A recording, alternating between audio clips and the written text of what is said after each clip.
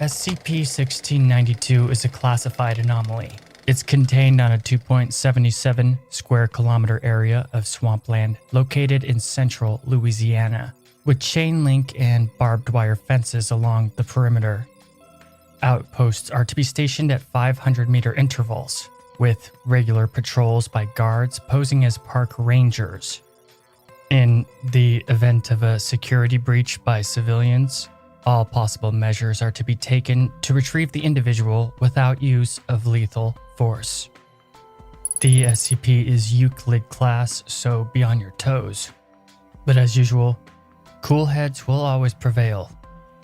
SCP-1692-1 refers to a corporeal entity of unknown composition located in St. Landry Parish, Louisiana.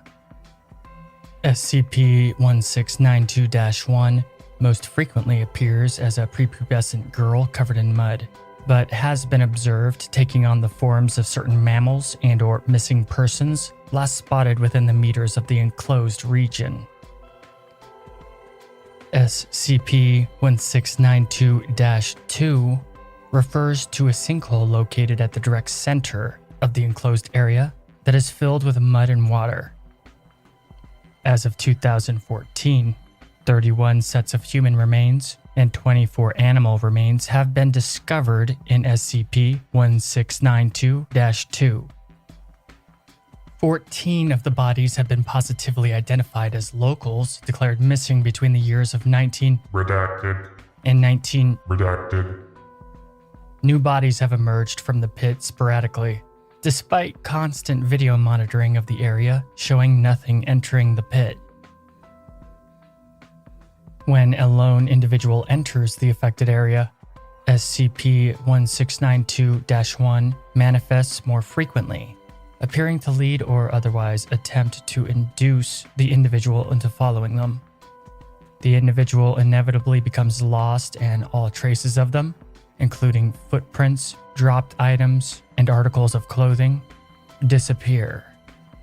Between several hours and several weeks, an instance of SCP-1692-3 appears within the area and attempts to leave, if practicable. Recorded instances of SCP-1692-3 tend to bear a strong physical resemblance to the missing individuals, though typically deformed or otherwise mutilated, with signs such as missing limbs with no sign of amputation, missing organs, including total evisceration, hydrocephalus, dissociative amnesia, often combined with depersonalization. Living subjects retain little or no memory of recent events, or else describe extended periods of their own history as dreamlike or unreal. Of the recorded subjects, 84% have shown physiological inconsistencies, such as having the wrong blood type, differently aged organs, different hair or eye color, fluency in languages unknown to the subject, and impairments and/or improvements in certain mental faculties inconsistent with the subject's prior to exposure. An additional 54% bear signs of surgical incision or stitching indicated of vivisection. With two notable exceptions, all instances of SCP-1692-3 have died soon after recovery due to these alterations.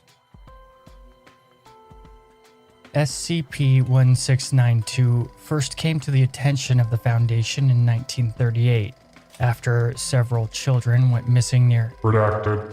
Lake, only to be recovered days later with two of them missing fingers and toes, one with extra fingers, and three others with differently colored eyes and hair. While scouring the region, Redacted. local officers similarly disappeared, with one Caucasian officer being recovered in a delirious state, claiming to be an African-American male named Redacted.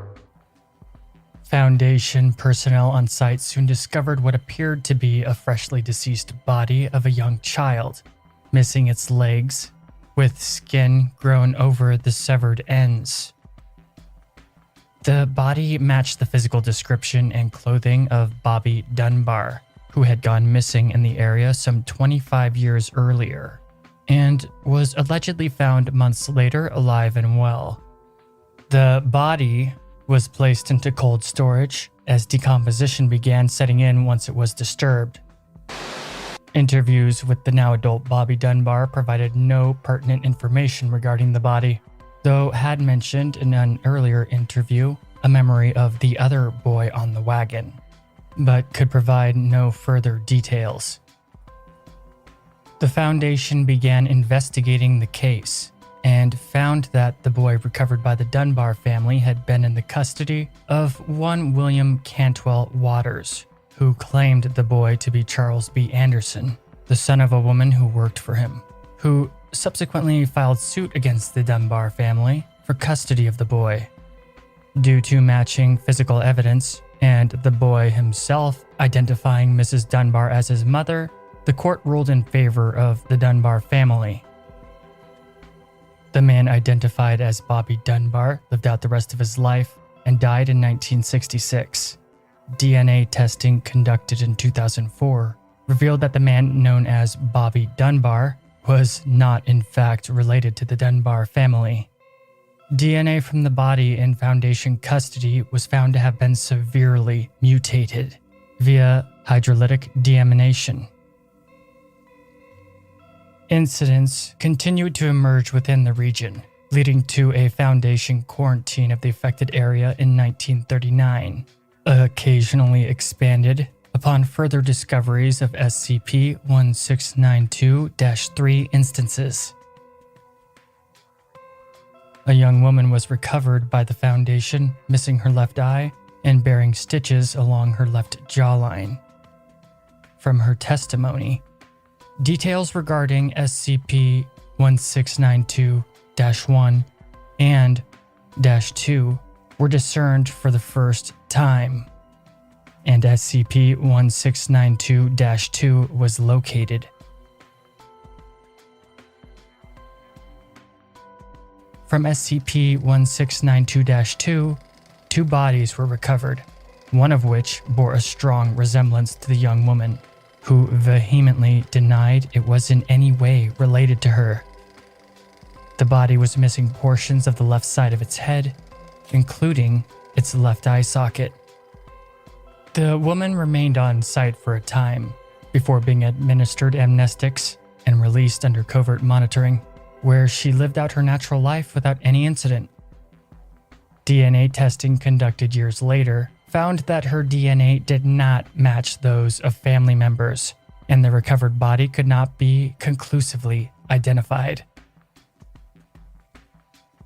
Once video surveillance of SCP-1692 was technologically feasible, incidents of SCP-1692-1 sightings and recovery of bodies have dropped off dramatically.